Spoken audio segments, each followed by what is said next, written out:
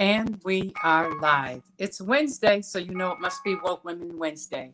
I'm Dianne Wilkerson here with you this morning to say good morning to you. It's been a while since I've seen you, and obviously so much has happened this September. So I just want to do some catch up. You know, I always start by saying thank you to the women and gentlemen with the vision to know how important it is for us to have a medium that we could use to get information to people, and particularly Black people, on a timely fashion. And there's so much information that we need to know on a daily basis. So I say thank you. I also want to say that I opened the meeting. I opened Woke Women Wednesday on Wednesday morning, and my fierce and fearless colleague, citywide city councilor, Julia Mejia, she closes it in the evening. So don't miss her, because I know already that she'll be back, and she is back in the fall with some powerful and important information to share with you. So much going on City Hall, and I always like to talk about the fact that education, I know, of our children is one of the most important issues that we are discussing every day. Water coolers, street corners, and church, and that she is the chair of the City Council Committee on Education and has had her hands full dealing with receivership and just getting back to school and the facilities, the poor state of the facilities in Boston, and certainly the issue of moving an elected school committee. And so pray for her, because this is not an easy task. And as you know, majority of the children are Black and Latino. And so it's not always the most welcome conversation. And she's a fighter, and I'm glad that she's there. Just want to catch up. You know, remember that we've been here really 2 years, started in May of 2020, not because we planned to be the COVID station, but because it just happened that at the time that WWOC radio burst onto the scene, we were 2 months into COVID. And it turned out to be a blessing, because it allowed us on a weekly basis to bring you updated information on where things are with COVID. And so I thought today, as we start our fall season, people are back to work, getting back to school, that we should begin this season with how we started, and that is to really do an update on COVID. And we'll start having some important and really exciting guests for you next week. But today I just want to do an update, because school has started, and there was a lot of conversation over the summer about what was likely to happen as our children get back to school. You know, we've been through, I don't even know how many different iterations and levels of COVID, but know this, it's not gone. Not only is it not gone, but it appears, at least if you listen to the medical and health experts, that we are probably going to be living with this, just living with it from here on. The degree to which we protect ourselves for it, not from it, but for it, determines the likelihood of how serious the virus is going to be on us. So those better prepared, vaccinated, obviously are just going to fare better. But we still have large numbers and pockets of our community that are not vaccinated. So I just want to talk about children, because it is back to school. And I'll share with you an event. I know still there is a disagreement in our own community, not just our Black community, Latino community, but just in society in general, about the efficacy of vaccination. But there's some facts that are indisputable about the difference in the fate of what COVID is doing to people who are vaccinated and boosted versus those who are not. We know that none of this is foolproof, because we have seen people vaccinated and boosted get very ill, even fewer dying, because the vaccination is providing some protection. But we don't know that, we can't say that it is 100%. What we do know is that you're just at more risk if you don't have any. And so that's what really brings me to the conversation about school. Last year in the spring and fall, the vaccination became available for 5 to 11-year-olds. And the city of Boston, as well as the state of Massachusetts, did some activities designed to educate and encourage parents to have their 5 to 11-year-olds vaccinated, in part because we don't have mask mandates anymore. So the children are going to be children. You know what they do. They touch, they hug, they They rub, they play, they tussle. And so as much as we would like to think we can, there's no way. There's just no way and very little likelihood that we are going to keep children from being connected and touching each other. And so as they went back to school, there was a flurry of articles I read, and I'm sure you saw or heard if you listen to radio, as I do as well, about the success, or I would say the failure of success that we are having in terms of vaccination. So I just want to share some stats with you because I always do, and I always tell you when you come to WWOC Radio on Wednesday. Dianne Wilkerson's there. You always probably should have a pen, a pencil, a notebook, something so that you can write or keep that thumb on your phone so you can type in your notes because there'll be some information. And this is important information for us because it suggests an enormous amount of work to do and maybe an argument for a different way to do the work because I have been insistent and consistent in my commentary about the fact that Black and brown people receive information from government differently. So when government says you go online to register, they clearly are not talking to us because that's not how we do. When they say, watch the news or read the Globe or Herald to get the latest, they're clearly not talking to us because that's not where we go to get our news. And so, but the downside of that also is that there are things that are shared with us as public that we don't get. And part of that is really being reflected in the numbers that we see. So as our children go back to school, and I'm talking about 5 to 11-year-olds because that's the focus of the conversation, the public conversation right now. And I'm going to talk about Boston, although you can extrapolate and project because these same numbers will be playing out in Boston and Massachusetts as a whole. But for Boston right now, the racial disparities in youth vaccination are what the word that even the press used was stark. And they are.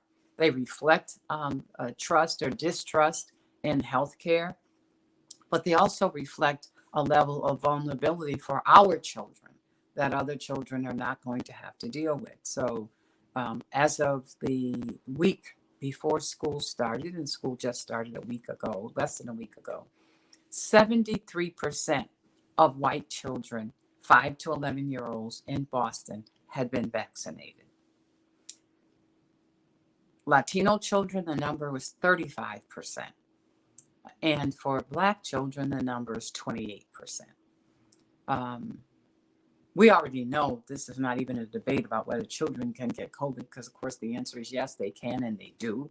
And they do in large numbers, and large numbers of Black and Latino children, because of our low numbers of vaccination, are getting impacted by this. Also because our children are much more likely to live in multi-generational households where they're living with an elder, they're living with adults, more than one adult who's in and out of the house or working. And so the exposure is just going to be greater for our children. Our children are more likely than not to be in school settings where the facilities itself are old, uncared for, unventilated. And so all of our life, right, play in parks that are not environmentally sound or safe, if they get to play in the park, because if you live in Lower Roxbury and Clifford Park is your domain, you know that parents on this side of town can't even take their children to that park. So all of those are factors. And we talk about just healthcare. We have to talk about all those things, the social determinants of health, housing, income, economic, where you work. So all of it is at play. But the numbers ought to concern us. 28% for Black children, 35% for Latino children, 73, probably is closer to 75 now because that was a week ago. And certainly the beginning of school then creates that rush for many people who thought they'd give the children the summer, but now it's fall, so let's go take care of this. So that's where we are, right? And it just has stagnated. In fact, I think the phrase that one of the spokespersons from the state uses that, we've hit a wall. We hit a wall. It talks about it stopped, the rate of vaccination stopped like a car stuck in quicksand, and we need new strategies. Part of the strategies are that if they would just listen to us, which has become such a difficult task for us to get them to just listen. The education, the communication mediums that they use are not reaching our children. So I want to talk about Saturday. So this coming Saturday, the 17th of September, there is a huge, event at White Stadium. Those of you know White Stadium in the Franklin Park on the Walnut Avenue side. But at White Stadium from 11 to 3 p.m. on Saturday, September 17th, there's a back to school fair for children. They're targeting 5 to 12-year-olds. You should bring your kids. They're going to have a lot of fun, a lot of activities for them to do. Double Dutch. There'll be, some sports activity. There'll be stretching and breathing, activities for the parents and for the children. Just education, but fun stuff by the master, Kijong Martial Arts, PhD, Carl Donaldson, who has been such a major connect in teaching and training and working with people how to live with and through COVID. So don't miss it. All kinds of prizes, backpacks for the kids from 11 to 3. And I say this because White Stadium is huge, but it's not visible from the street. So you won't see it unless you know what's going on. So I'm sure there'll be balloons and signs. But Saturday, September 17th, 11 to 3. Please go. I saw this was a door knocker that was left on my front door yesterday, just so you'll see it. They have them in, they're in Cape Verdean Creole, they're in Haitian Creole, they're in Spanish, they're in Cantonese, they are in English. But you'll see this, so you'll know what it is. And to say, I'm proud to say that the CIC Health is actually still doing PCR tests Tuesday through Saturday from 12 noon to 8 p.m. at the Bowling Building. You can always get that. That's the one step up test, not the home kit, but the test that a lot of providers and schools will require, workplaces require PCR tests. You can go from 12 to 8. No wait. It's a pretty quick in and out. But at the Bruce Bowling Building continues to be available at least through this month. But I want to talk about the host for the Saturday's event, because I don't get a chance enough to talk about the work of the Black Boston COVID-19 Coalition. So many people, as we're coming off of an election season cycle, at least the first round in the primary, COVID and how Boston, how Massachusetts responded to it has been much of the conversation of the day. I say without hesitation and without reservation that it is a fact that had the Black Boston COVID-19 Coalition not been on the ground in Boston, making sure that Black and Latino communities in particular had access to test kits, to test sites, to PPE, masks, gloves, sanitizer, even the gift cards, that it would have, the city, our communities in particular, would have fared a whole lot worse. And, part of the motivation for BBCC was just knowing, like I said, intuitively we knew in March of 2020, when we heard about this thing. At the time, all we knew was coronavirus, right? That's what we called it, coronavirus. Now it's COVID. Now it's the virus. We knew that if it was that bad as they were intimating, and we had no reason to think that it wasn't, that the likelihood is that Black and brown people were going to fare the worst of it. And in fact, that is exactly what happened. And we haven't even begun that conversation, the real conversation about what happened. And we'll talk, certainly we talk about that at WWOC because we're living it.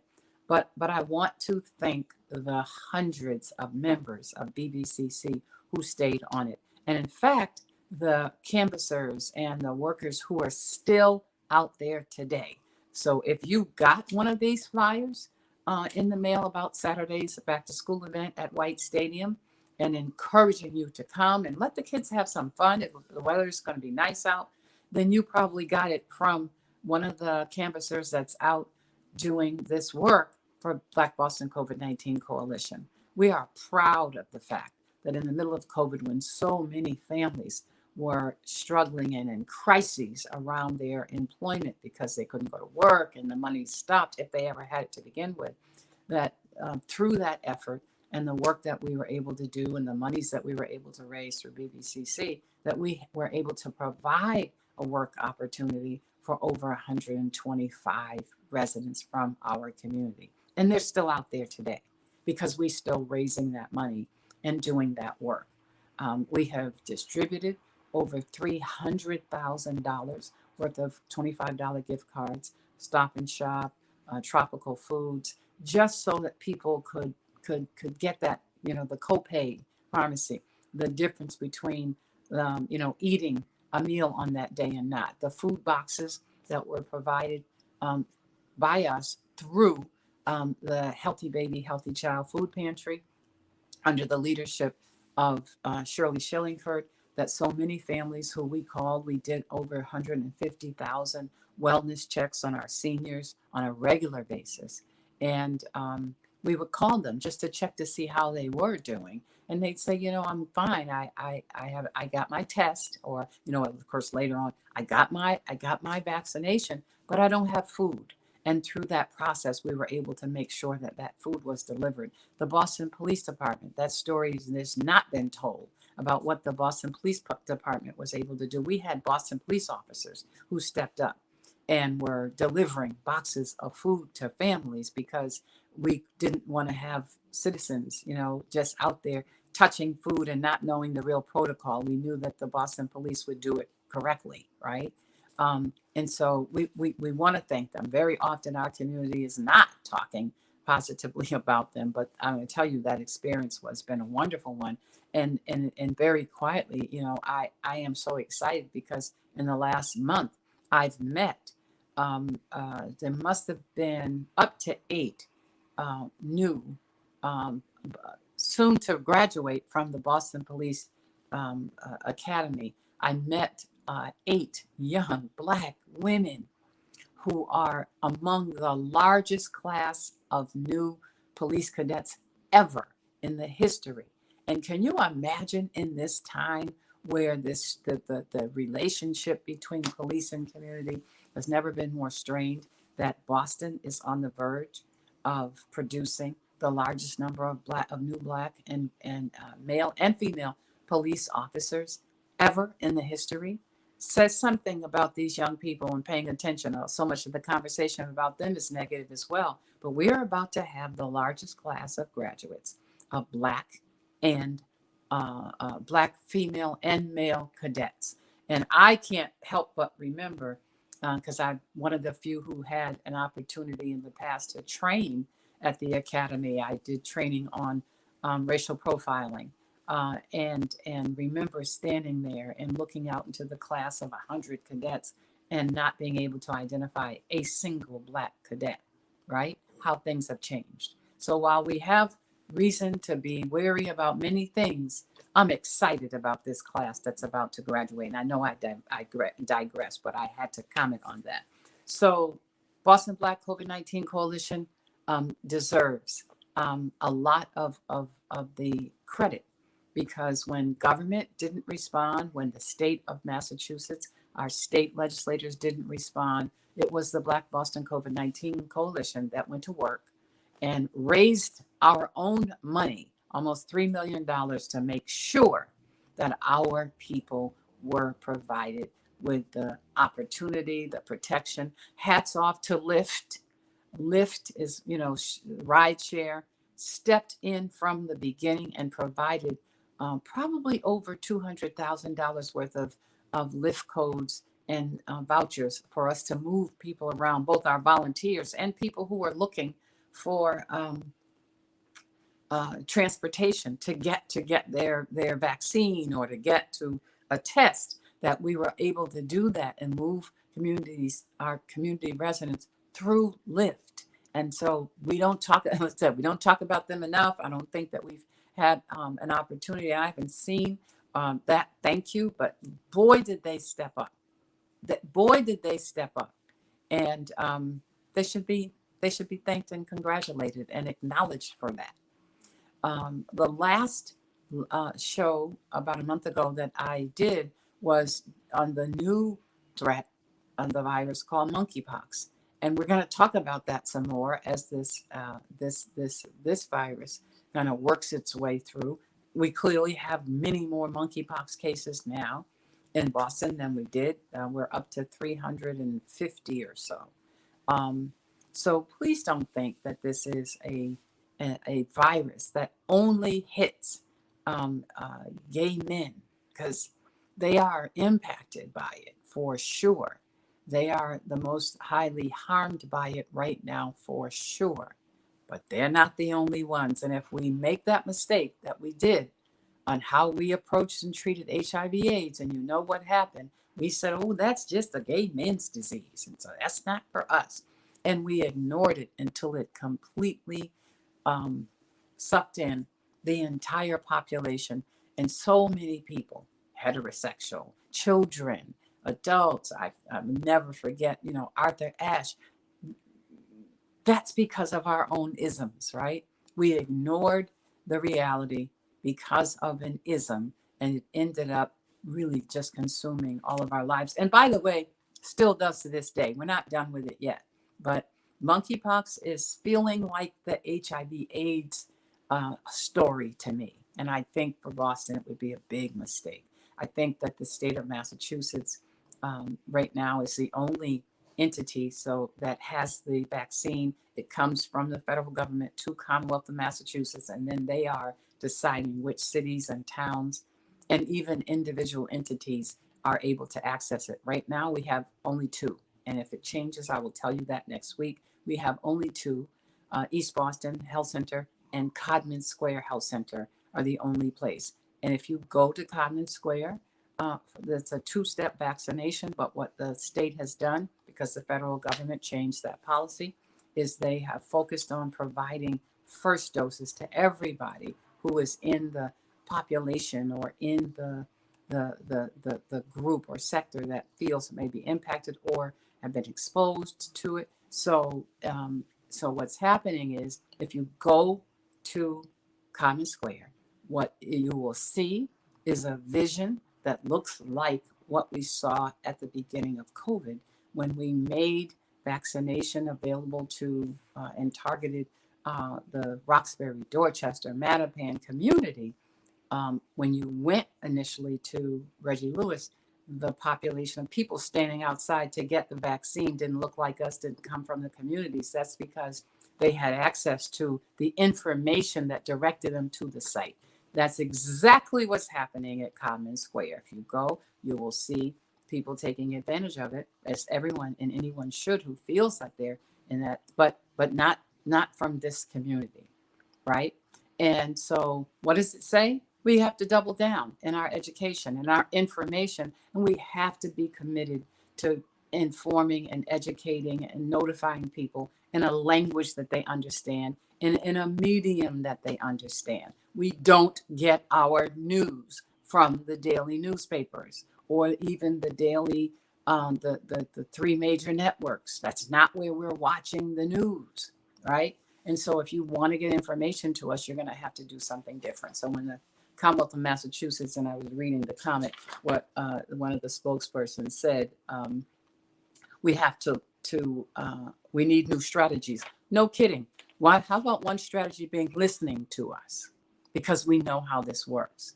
And when they fight it, we lose. And so we have to just be persistent. And we have to really, really, really understand that government's not going to save us.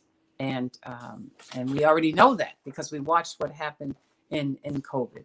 So just remember, if you have nothing else to do, take the kids to White Stadium on Saturday from 11 a.m. to 3 p.m. in the afternoon.